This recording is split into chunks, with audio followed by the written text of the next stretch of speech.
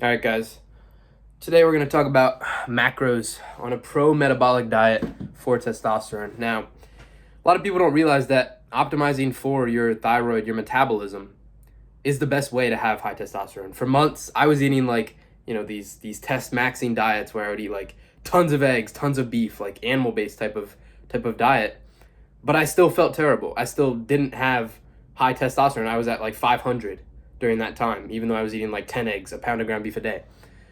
And the reason was that my thyroid was not optimized. My metabolism was not optimized. And when you do that, when you optimize for thyroid, not only do you feel like genuinely fantastic, you have so much more energy, but you naturally just get testosterone as a result because you start like shredding body fat, you start lowering your stress hormones, and your cells can produce energy so efficiently that you just have higher testosterone naturally, and it's way more enjoyable because you're not stuffing down beef and eggs. Now, the first macro, we're going to break down each macro, okay?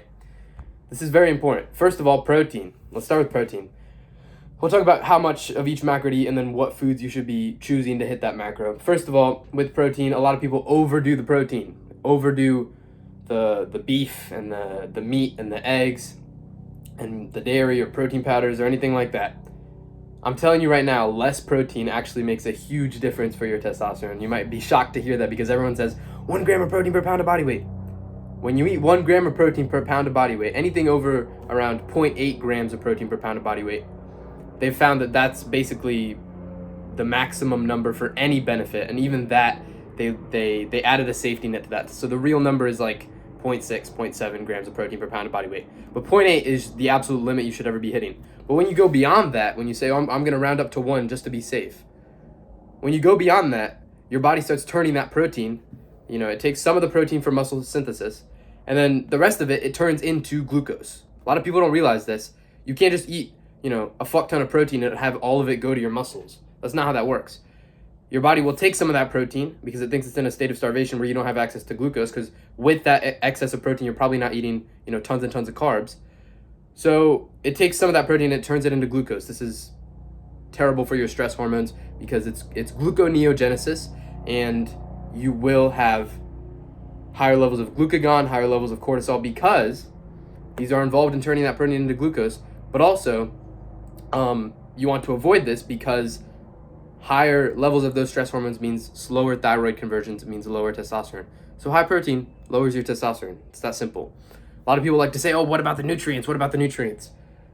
You can optimize your nutrients perfectly fine without 10 eggs, pound of ground beef a day. That's just not necessary whatsoever. So limit your protein. I would say get a fucking calculator and do I would say 0.8 times your lean mass is really going to be the really optimal level. Anything beyond that is really going to be a waste. So 0.8 for me times around 150. So, because that's my lean body mass, and then that's basically 120. I've calculated this before. I'm not like a fucking, genius or anything, but 120 grams of protein per day. That's very simple for me to hit. I can do 30, 40 grams of protein at each meal, and I'll hit that 3 meals a day. We're not fasting, by the way. You're eating breakfast every single day to lower stress hormones on a pro-metabolic approach. But excesses of protein are going to destroy your metabolism. The things you want to choose to hit that have to be more high quality when you're getting lower amounts of that protein, right? So if you're getting only 120 grams of protein versus you used to get 200, you need to make sure that 120 is high quality. So things like red meat, things like eggs, maybe some dairy. I'm a big fan of dairy now because calcium is really important. It's convenient. It's pretty nutrient dense. So those animal foods should be your main protein sources. Pretty straightforward, right? You're gonna have high testosterone if you eat maybe half a pound, a third of a pound of red meat per day, plus maybe 4 to 6 eggs, plus maybe I don't know, some cheese or yogurt. You're gonna have high testosterone because you're getting tons and tons of nutrient density. But you don't need all that beef and eggs, all the stuff you used to eat, force yourself to eat. It's not necessary. Now, second macro is gonna be carbs. Carbs, interestingly, should always be in a 2-to-1 carb to protein ratio. This is interesting to me because every single time I've eaten this macronutrient split in a meal, afterwards I feel genuinely fantastic compared to when I used to eat 10 eggs plus a little bit of honey. where I was probably eating like a 2-to-1 protein to carb ratio. That's going to be genuinely horrendous for your testosterone because your thyroid depends on having a 2-to-1 carb to protein ratio. This is the level where your T4 to T3 conversion is optimized, and you don't have to even understand the science shit. Just know that, just like try this shit for yourself where you eat a meal with like fucking 30 grams of protein but then like 80 grams of carbs. That ratio right there is going to make you feel genuinely fantastic after the meal in terms of your energy and how you feel. Your testosterone, you will be higher testosterone when you eat that ratio. And you'll also shred fat much more easily because that ratio suppresses glucagon, which I think I mentioned earlier. But lower glucagon means better thyroid, means you store less fat. So obviously doing that and lowering your body fat levels is going to optimize your testosterone, which is around 10 to 12% body fat, which is where you want it to be for optimized testosterone.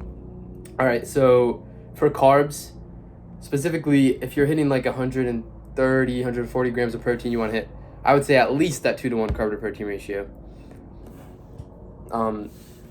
Because you are going to feel better even beyond that, like even at 2.5, 3 times the carbs to protein. So if you're hitting, for me, I'm hitting 120 grams of protein. I like to aim for that 3-to-1, honestly.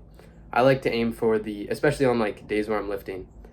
3-to-1 would be what? Am I stupid? Wait, 360. 360 grams of carbs per day. So sometimes I hit that, sometimes I don't. But I would say 2.5 is really the optimal level for carbs to protein.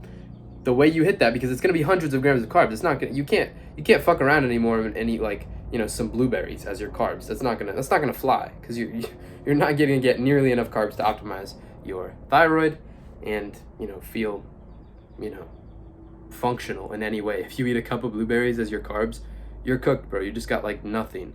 You're gonna be basically in fucking ketosis.